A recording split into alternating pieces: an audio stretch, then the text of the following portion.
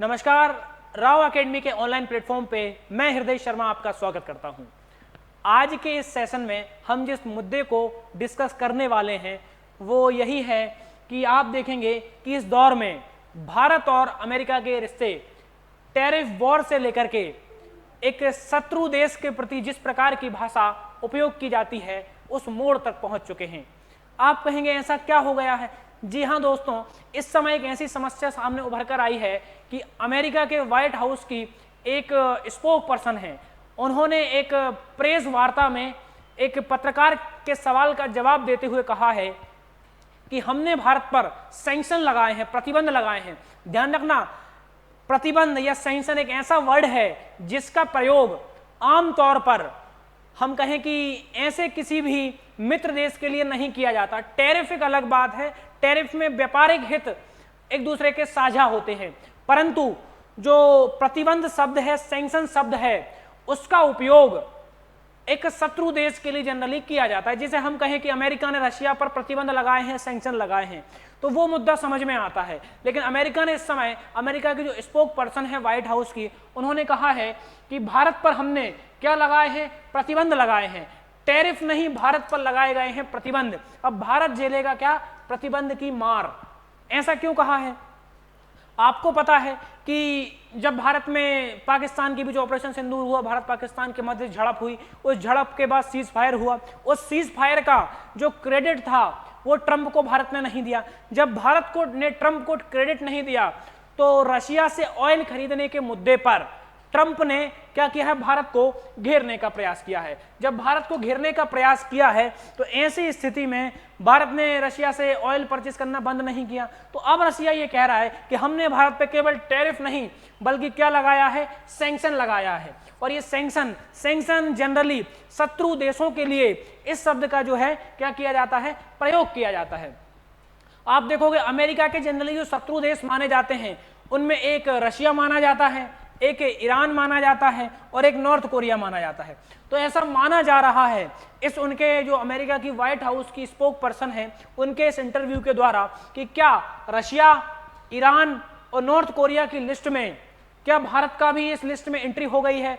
क्या अमेरिका भारत को भी अपने शत्रु देश के रूप में देख रहा है? ऐसी स्थिति में भाई मुद्दा क्या था? मुद्दा तो यही था ना कि हम क्या करेंगे? रशिया से ऑयल खरीदेंगे। अरे भाई, हम स्वतंत्र देश हैं, संप्रभु देश हैं, हम निर्धारित करेंगे कि हमें किस देश के साथ किस चीज का परचेस करना है। आप तय नहीं करोगे महोदय, हम संप्रभु देश हैं। तो भारत की संप्रभुता को कहीं ना कहीं ये दुनिया में लोकतंत्र के रक्षक माने जा रहे हैं। लोकतंत्र के रक्षक के नाम पर दुनिया में इनकी पहचान बन रही है और ये भारत को ही दबाव की राजनीति के माध्यम से झुकाने का क्या कर रहे हैं? प्रयास कर रहे हैं। इसीलिए इन्होंने इन शब्द का प्रयोग किया है। हालांकि भारत इस चुनौती से निपटने का क्या है? बहुत अच्छे तरीके से अपना प्रयास कर रहा है। आप देखोगे इस समय जब अमेरिका ने भारत पर 50% क्या लगाया हुआ है भाई साहब? टैरिफ लगाया हुआ है। 25% लाइव हम कहें कि लागू हो चुका है और जो आगामी 25% टैरिफ है वो अगस्त के एंडिंग से लागू हो जाएगा। हालांकि भारत इस समय अपनी कूटनीति को, अपने टैरिफ से बचने के जो उपाय हैं उनको बहुत बड़े स्तर पे मजबूत करने का प्रयास कर रहा है। ऐसी स्थिति में आप देखोगे हम रशिया से अपने जो हित हैं उनको साझा कर रहे हैं, हम चाइना से अपने जो सीमाई मुद्दे हैं उनको कहीं ना कहीं सुलझाने का, शांति वार्ता के माध्यम से सुलझाने का क्या कर रहे हैं? प्रयास कर रहे हैं। ऐसी स्थिति में आप देखोगे भारत के जो NSA हैं अजीत डोभाल साहब, उनको कुछ दिन पहले हमने रशिया भेजा था। इस समय चाइना के जो फॉरेन मिनिस्टर हैं वोंग यी, वो भारत की यात्रा पे अभी पिछले दिन आए हुए थे। भारत के जो विदेश मंत्री हैं S जयशंकर साहब, वो दोबारा से कहाँ हैं? रशिया की यात्रा पे चले गए हैं। तो कुल मिला के हम ये अपने बड़े भाई रशिया का हाथ पकड़ के कहीं ना कहीं ये हमें साथ ले जाने का प्रयास कर रहा है कि कोई बात नहीं, उन्होंने तो पाबंदियां लगा दी, टैरिफ लगा दी, कोई बात नहीं, मैं हूं ना। तो इस प्रकार की हम अपने प्रयास कर रहे हैं। आप देखोगे क्या अमेरिका ने भारत पर टैरिफ लगाए हैं तो क्या उस पर भारत पर प्रभाव पड़ा है? तो उस प्रभाव को समझेंगे। आप देखोगे क्या हमारा शेयर मार्केट इस समय किस स्थिति में है? आप देखोगे जिस समय मैं ये वीडियो रिकॉर्ड कर रहा हूं उस समय भारत का जो शेयर मार्केट है 81,857 रुपए के आसपास है। मतलब हमारा शेयर मार्केट तो बड़े स्तर पे भाग रहा है।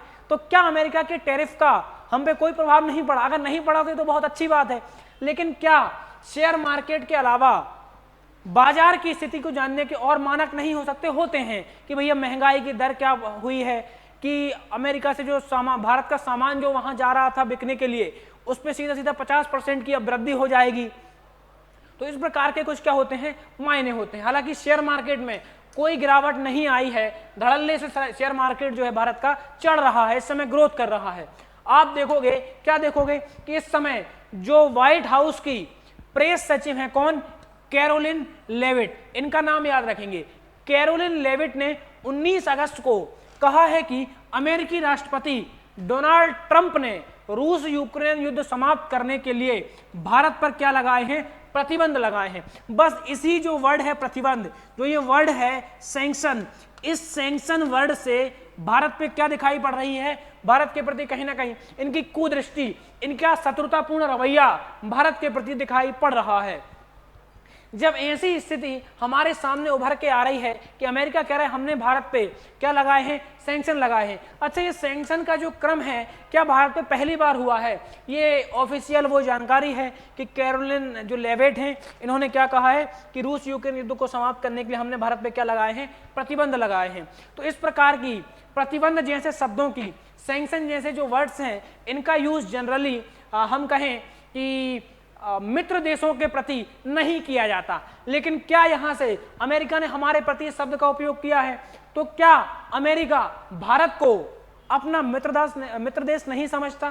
क्या भारत को भी अमेरिका रशिया, ईरान और नॉर्थ कोरिया की श्रेणी में शामिल कर रहा है? अगर कर रहा है तो क्या भारत के पास इससे बचाव का कोई तरीका है? क्या हम कोई कूटनीति खेल रहे हैं? तो उसको समझने का प्रयास करते हैं।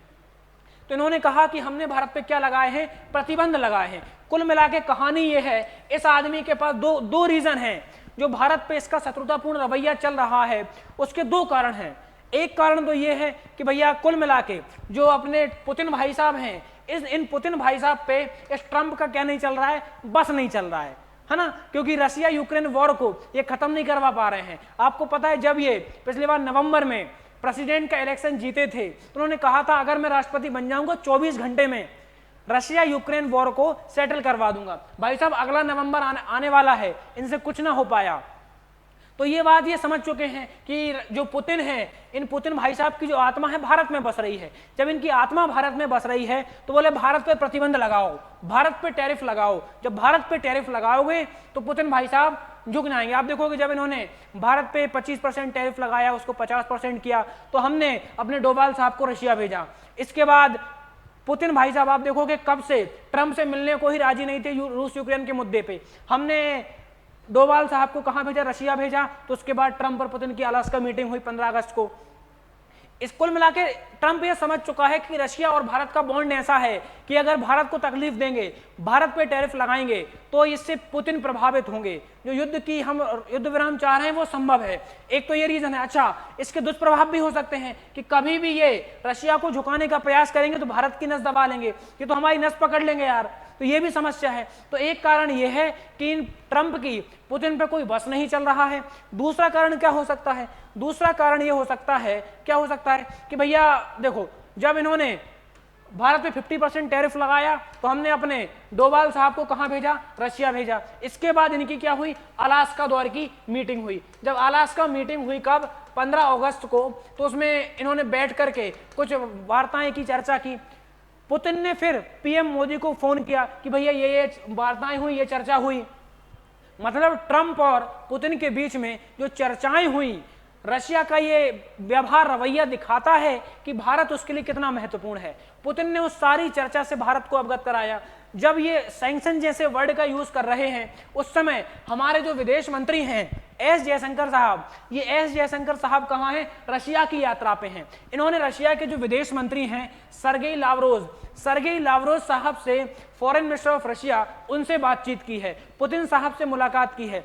तो क्या कोई कूटनीति या हम कहें ट्रंप को घेरने का प्लान ये दोनों मित्र कंट्री मिलकर बना रही हैं? वही हम समझने का क्या कर रहे हैं, प्रयास कर रहे हैं। तो एक रीजन ये है, मतलब कहना जो चाह रहा हूं कि ट्रंप का भारत के प्रति जो कठोर रवैया हुआ है, उसका एक रीजन ये है कि ट्रंप का पुतिन पर कोई बस नहीं चल रहा है।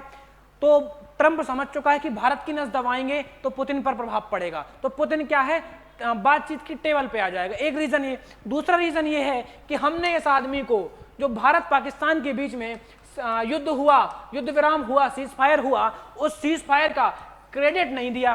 तो भारत जो है, क्योंकि भारत सरकार ने, प्रधानमंत्री जी ने पार्लियामेंट में खड़े होकर के क्लियरली ये बोल दिया था कि भैया भारत और पाकिस्तान के बीच में जो सीज फायर हुआ है वो बायलैटरल टॉक के माध्यम से हुआ है, द्विपक्षीय वार्ता के माध्यम से हुआ है, उसमें अमेरिका या किसी देश का क्या नहीं है, कोई भी योगदान नहीं है। तो कुल मिला के हमने ये नोबेल के लिए मरा जा रहा है इस समय। ये आदमी, नोबेल की भूख इतनी बढ़ चुकी है ना कि ये किसी भी हद तक जा रहा है। तो आप देखोगे तो कहीं ना कहीं भारत ने जब इनको अपने सीज फायर का क्रेडिट नहीं दिया तो ये आदमी ये समझ रहा है कि भारत ने उसके नोबेल के सपने में क्या डाला है, रोड़ा डाला है, बैरियर भारत क्या है, बन गया है। ऐसी कंडीशन में इसको अपने नोबेल की चाह थी, उसके मार्ग में भारत बाधा बन गया है। जब भारत बाधा बन गया है, उसका बदला कहीं ना कहीं ये भारत से टैरिफ के रूप में, सैंक्शन के रूप में लेने का प्रयास कर रहा है। अच्छा, नोबेल की चाह में ना ये आदमी इतना बौखला चुका है कि इसने, आप जानते हो, जो नोबेल पुरस्कार है वो जो नॉर्वे कंट्री है वो कंट्री देती है। तो इस आदमी ने ऑफिशियली फोन करके किसको, नॉर्वे के जो फाइनेंस मिनिस्टर हैं, वित्त मंत्री हैं, उनको ऑफिशियली कॉल करके बताया है। क्या बताया है कि भैया आप जो नोबेल पुरस्कार देते हैं शांति का पुरस्कार के लिए, मुझे क्यों नहीं देते, मुझे मेरा नाम नॉमिनेट क्यों नहीं करते। मैंने कितनी सारी वॉर रुकवाई हैं।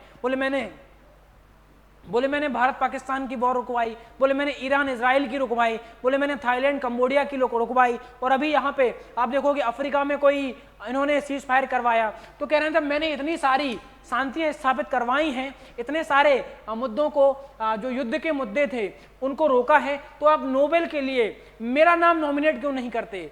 तो आप समझ रहे हो, ये आदमी इतना बौखला चुका है ना, केवल नोबेल ही नोबेल इसको सपने में दिखाई दे रहा है। ये आदमी नॉर्वे के फाइनेंस मिनिस्टर को कॉल कर रहा है कि भैया आप मेरा नाम नोबेल के लिए नॉमिनेट क्यों नहीं करते हो। तो ये दो रीजन है जिसकी वजह से ट्रंप जो है भारत पे उखड़े हुए हैं। एक रीजन क्या है कि अगर भारत को दबाएंगे तो रशिया पे प्रभाव पड़ेगा, रशिया युद्ध विराम करेगा, एक रीजन ये। दूसरा रीजन ये कि भारत ट्रंप के नोबेल के लिए, नोबेल की राह में क्या बना है, बाधा बन गया है। इसलिए इन्होंने इस समय भारत के प्रति जो सैंक्शन जैसे वर्ड हैं, हम कहें कि जो प्रतिबंध जैसे शब्द हैं व्हाइट हाउस से आए हैं, वो वर्ड इसीलिए उभर कर दिखाई पड़ रहे हैं। अच्छा, क्या ये पहली स्थिति है जब इन्होंने भारत के लिए प्रतिबंध या सैंक्शन जैसे शब्दों का उपयोग किया है? क्या इन्होंने वाकई भारत पे कभी सैंक्शन लगाए हैं? तो आपको पता होगा 1974 में भारत ने अपना पहला परमाणु परीक्षण किया था, और उस परीक्षण को हमने एक कोड नेम दिया था ऑपरेशन स्माइलिंग बुद्धा। ये हमने 1974 में किया था। उस समय भारत की जो प्रधानमंत्री थी, आयरन लेडी श्रीमती इंदिरा गांधी जी थी, इनके कार्यकाल में ये हुआ था। जब भारत ने अपना परमाणु परीक्षण किया, उस दौर में भी अमेरिका ने भारत पे क्या लगाए थे, सैंक्शन लगाए थे। अरे हम उस सैंक्शन से भी निपट लिए, इस सैंक्शन से भी निपट लेंगे, क्या ही हो जाएगा, है ना। ठीक है, इसके बाद आप देखोगे भारत ने जो दूसरी बार अपना परमाणु परीक्षण किया, अच्छा जो पहली बार का परमाणु परीक्षण रहा था ये कैसा रहा था, असफल रहा था। इसके बाद हम अटल जी के टाइम पे पहुंचते हैं 1998 में। अटल जी के टाइम पे जब 1998 में पहुंचे तो भारत ने शक्ति 98 नाम से, किस नाम से, शक्ति 98 नाम के कोड के नाम से हमने अपना दूसरा परमाणु परीक्षण किया, और ये परमाणु परीक्षण राजस्थान के पोखरण में किया गया। आप देखोगे ये परमाणु परीक्षण भारत का क्या रहता है, सफल रहता है। तो यहाँ पे जब ये परमाणु सैंक्शन लगाए गए भारत पे, तो यहाँ भी भारत पे परमाणु परीक्षण के बाद बड़ी मात्रा में भारत पे क्या लगाए गए, सैंक्शन लगाए गए कि आपकी सारी न्यूक्लियर फैसिलिटीज बंद कर दी जाएंगी, आपकी जितनी भी वर्ल्ड बैंक या अंतरराष्ट्रीय संस्थाओं के सहयोग से जो भी परियोजनाएं चल रही हैं वो परियोजनाएं आपके यहाँ बंद कर दी जाती हैं। तो 18 मई को ही ये भारत पे क्या लगा देते हैं, परमाणु अपने सैंक्शंस लगा देते हैं। जब ऐसी कंडीशन होती है, आप देखोगे यूएस में बाकायदा जनता ने विद्रोह किया था कि भैया आप, भारत ने परमाणु परीक्षण कर लिया है, आप क्या करो, भारत पे प्रतिबंध लगाओ। समझ रहे हो, इस समय आपने नाम सुना होगा ईरान अपने परमाणु प्रोग्राम को आगे बढ़ा रहा था, इसीलिए अमेरिका ने अपने V2 बॉम्बर से ईरान के जो न्यूक्लियर फैसिलिटी थी उसको क्या कर दिया, तबाह कर दिया। आप जरा अनुमान लगा करके देखिए, अगर भारत के पास इस समय एटम बम नहीं होता तो क्या भारत के साथ भी ऐसी हरकतें नहीं करते? निश्चित रूप से करते। तो उस समय की सरकारों का क्या कलेजा रहा होगा, चाहे इंदिरा गांधी की बात कर लें, चाहे स्वर्गीय श्री अटल बिहारी वाजपेयी की बात कर लें, उन सरकारों में क्या हिम्मत रही होगी कि अमेरिका से बैर मोल लेकर के, क्योंकि अगर उन परमाणु परीक्षणों की जानकारी अमेरिका को लग जाती तो आप समझ रहे हो जो आज ईरान के साथ हुआ, क्या वो भारत के साथ नहीं हो सकता था? हो सकता था। तो यहां से आपको अमेरिका का दोहरा चरित्र दिखाई पड़ता है। तो भारत पे एक बार 1974 में सैंक्शन लगाए, 1998 में सैंक्शन लगाए। हालांकि इस समय जो सैंक्शंस हैं भारत में 50% टैरिफ लगाया गया है। या मैं आपको ये बात पिछले सेशंस में भी बता चुका हूं कि ये जो टैरिफ है, ये टैरिफ भारत में बहुत परमानेंट नहीं चलेगा, क्योंकि ट्रंप को झुकना पड़ेगा, उनकी अर्थव्यवस्था भी तो गिरेगी, वहां भी तो इसका प्रभाव पड़ेगा। भारतीय वस्तुएं हैं वो अमेरिका में एक बहुत बड़ी मात्रा में वहां के बाजार को कवर करती हैं। जब उन पे आप 50% टैरिफ लगा दोगे तो भारतीय वस्तुओं की कीमत जो है अमेरिका में 50% बढ़ जाएगी कि नहीं बढ़ जाएगी? तो जब वहां भी महंगाई बढ़ेगी, क्या वहां की जनता विद्रोह नहीं करेगी? क्या वहां के विपक्ष इन पे सवाल नहीं उठाएगा? ठीक है, जब इन्होंने 1998 में भारत पे टैरिफ लगाए, उसके बाद आप देखोगे 2001 से इन टैरिफों को हटाने का सिलसिला भी इन लोगों ने चालू कर दिया। 2001 से लेकर के 2008 के बीच में लगभग सारे जो सैंक्शंस थे ये भारत से हटा लिए गए। तो 2001 से ये टैरिफ का सिलसिला भारत पे क्या हो जाता है? हटने का शुरू हो जाता है। इसके बाद आप देखोगे इन्होंने एक कार्डसा एक एक्ट बनाया था 2018 में। ये कार्डसा किसके लिए बनाया था? क्योंकि 2001 से 8 के बीच में इन्होंने अपना सारे सैंक्शंस भारत पे हटा दिए थे। जब भारत में सारे सैंक्शन हटा दिए थे, इस समय इनको समझ में आ चुका था कि एक एशिया में एक कंट्री है चाइना, जो राइजिंग सुपर पावर बनने की राह पे चल रही है। तो अगर चाइना को काउंटर करना है, इंडो पैसिफिक जो इनकी पॉलिसी है, अगर उसको आगे बढ़ाना है तो भारत को अपने साथ लेकर के चलना पड़ेगा। जब ऐसी कंडीशन बन रही थी तो उन्होंने अमेरिका में एक एक्ट पारित किया कार्डसा नाम का, है ना, countering America's adversaries through sanction act. इस एक्ट के माध्यम से इन्होंने कहा कि जो भी अमेरिका से, नॉर्थ कोरिया से और ईरान से वस्तुएं ऑयल वगैरह खरीदेगा उस कंट्री पे हम सैंक्शन लगाएंगे। इस एक्ट से भारत को बाहर रखा गया कि भैया अगर तुम रशिया से S-400 खरीदना चाह रहे हो, कौन सा S-400 खरीदना चाह रहे हो तो आप खरीद लो, बोले आप इस एक्ट से बाहर हो जाओगे। समझ रहे हो, भारत के प्रति मतलब एक तरफ ये सैंक्शन लगा रहे थे, लेकिन 2001 से 8 के बीच में सारे सैंक्शन हटा लिए गए। 2018 में भारत पे इन्होंने कार्डसा एक्ट लाया। उस एक्ट से भारत को बाहर रखा कि आप चाहो तो रशिया से क्या कर सकते हो, S-400 ऑयल वगैरह खरीद सकते हो, लेकिन आप ईरान से नहीं खरीद सकते ऑयल। तो हमने ईरान को बाईपास करके रशिया से खरीद लिया। तो कुल मिला के मैं कहना ये चाह रहा हूं कि जब अमेरिका ने भारत पे सैंक्शन लगाए तो भारत इस समय लगाए, लेकिन उस समय 18 से पहले की स्थिति में अमेरिका ने भारत को बहुत राहत दी है। तो इस समय ऐसा क्या कारण रहा कि अमेरिका ने भारत पर दोबारा से वही शत्रुतापूर्ण रवैया अपना रहा है? तो इस समय अमेरिका में भी ये मुद्दा बहुत खुल करके उठ रहा है कि ऐसी हरकतों से, ऐसी विदेशी नीति से, ऐसी कूटनीति से हम इंडो पैसिफिक में अपना मुख्य साझेदार भारत को खो देंगे, क्योंकि अमेरिका को भी डर सता रहा है। जब अमेरिका ने भारत पर सैंक्शन लगाए, टैरिफ लगाया, तो भारत बहुत समझदारी से चाइना को साधने का प्रयास कर रहा है, साथ में रशिया को साधने का प्रयास कर रहा है।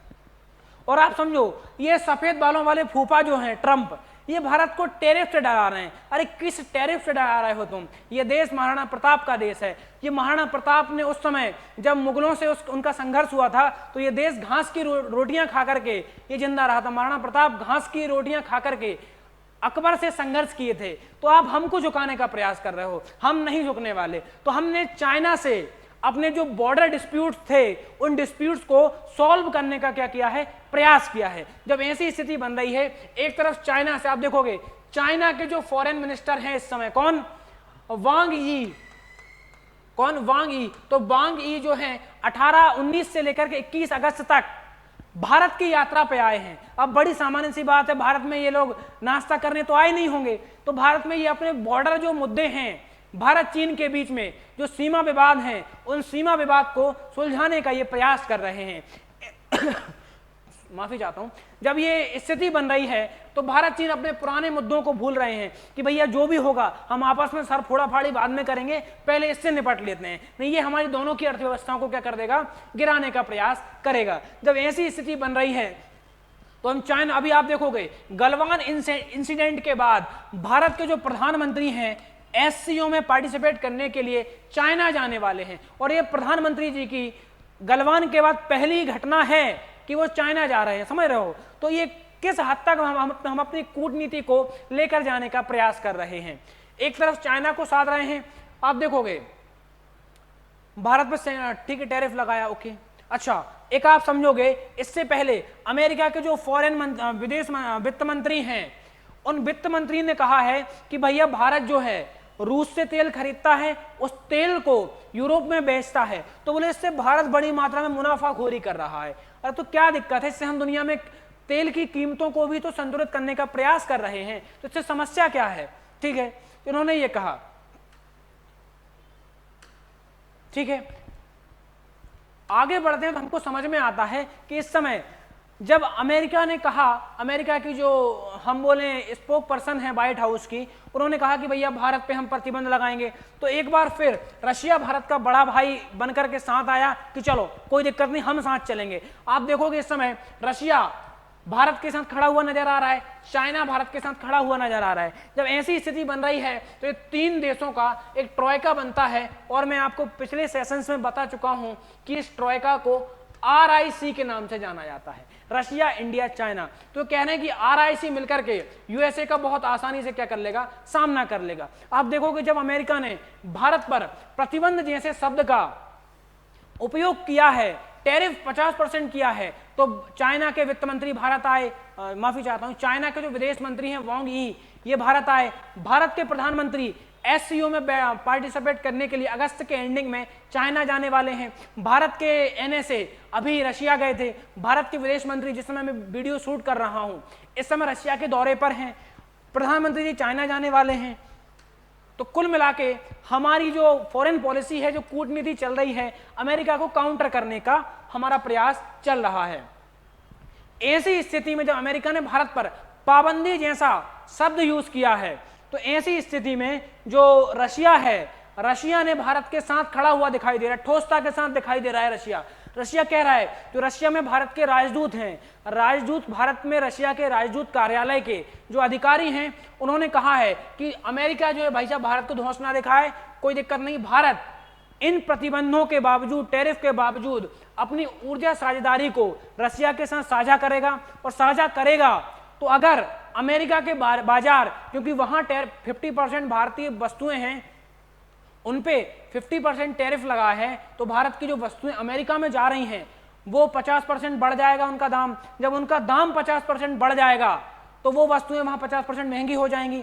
तो ऐसी स्थिति में भारत अपनी वस्तुओं को अमेरिका में नहीं बेच पाएगा। तो इसका जवाब देते हुए रशिया के जो राजदूत कार्यालय के अधिकारी हैं, उन्होंने खुल्लम खुल्ला ये कहा है कि भैया अगर वॉशिंगटन DC, अमेरिका के दरवाजे भारतीय वस्तुओं के लिए बंद भी हो जाएंगे तो भी कोई दिक्कत नहीं है। बोले हमारे मास्को के जो दरवाजे हैं वो आपके लिए हमेशा से खुले हुए हैं, आपके साथ खुले, आपके लिए हमेशा से। आप अगर अमेरिका में ट्रेड नहीं कर पा रहे हो, बोले रशिया से करो, मास्को से करो, क्या दिक्कत है। तो यहाँ पर रशिया एक बार फिर भारत के साथ बड़ा भाई बन के खड़ा होता हुआ दिखाई पड़ रहा है। जब ऐसी स्थिति बन रही है तो आप देखोगे, ये टाइम्स ऑफ इंडिया की न्यूज है कि रूसी दूतावास ने ट्रंप के इस फैसले पर नाराजगी जताई है। रूसी दूतावास ने कहा है कि अगर भारतीय सामान अमेरिकी बाजार में नहीं जा सकता, ध्यान से समझना, इससे रशिया का जो भारत प्रेम है वो दिखाई पड़ रहा है कि अगर भारतीय सामान अमेरिकी बाजार में नहीं जा सकता तो वे रूस जा सकते हैं। दूतावास ने अमेरिका द्वारा भारत पर लगाए गए प्रतिबंधों को दोहरा मापदंड कहा है।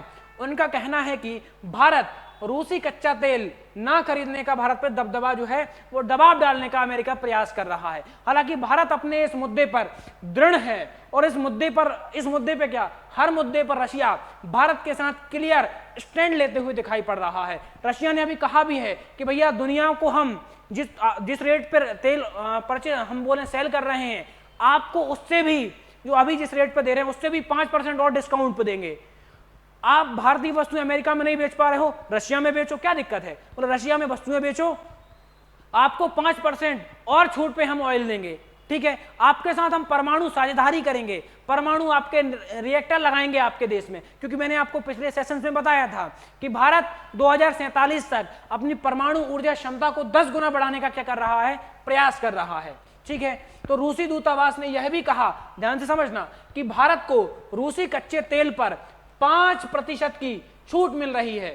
दूतावास के अनुसार भारत समझता है कि तेल की आपूर्ति बदले का कोई मौका नहीं है, क्योंकि भारत को इससे बहुत फायदा हो रहा है।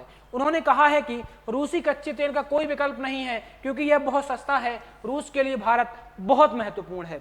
उन्होंने जो रशिया का हम बोले दूतावास कार्यालय है भारत में, उन्होंने ये भी कहा कि अगर ट्रंप पुतिन मीटिंग के बाद, अलास्का मीटिंग के बाद पुतिन भारत को जो मीटिंग में हुआ उससे अवगत करा रहे हैं, तो इससे समझ में आता है कि रशिया जो है भारत को अपना कितना महत्वपूर्ण साझेदार मानता है। तो इस बात से समझ में आता है कि दोगली राजनीति के, दोगली कूटनीति के इस दौर में भी रशिया भारत के साथ क्लियर स्टैंड लेते हुए दिखाई दे रहा है। और जो देश दुनिया में लोकतंत्र के सबसे बड़े, हम कहें कि हितकार बनते हैं, कि हम उसके पैगंबर हैं, वो देश भारत पे दोहरी मानदंड के माध्यम से भारत पे दबाव डालने का प्रयास कर रहे हैं। वो ये भूल जाते हैं कि भारत जो है, भारतीयों की जो वंशावली है, उन महाराणा प्रताप से भारतीयों की वंशावली चलती है, जिन्होंने अकबर से संघर्ष किया, जंगल में घास की रोटी खा करके। तुम उस देश को टैरिफ से, सैंक्शन से दबाने का, झुकाने का प्रयास कर रहे हो। तो भारतीय सरकारें, चाहे इस दौर की सरकारें रही हो, चाहे अटल बिहारी वाजपेयी के दौर की सरकार रही हो, चाहे आयरन लेडी श्रीमती इंदिरा गांधी की दौर की सरकार रही हो, ये सरकारें, भारतीय सरकारें कभी भी आपके टैरिफ से झुकने का प्रयास नहीं करती, आपके टैरिफ से कभी भी झुकने का हम बोले काम इन्होंने नहीं किया है। इस मुद्दे पर आगे जो भी अपडेट्स आएंगे, उस अपडेट्स को हम अगले सेशन में कवर करेंगे। तब तक के लिए थैंक यू, जय हिंद, धन्यवाद।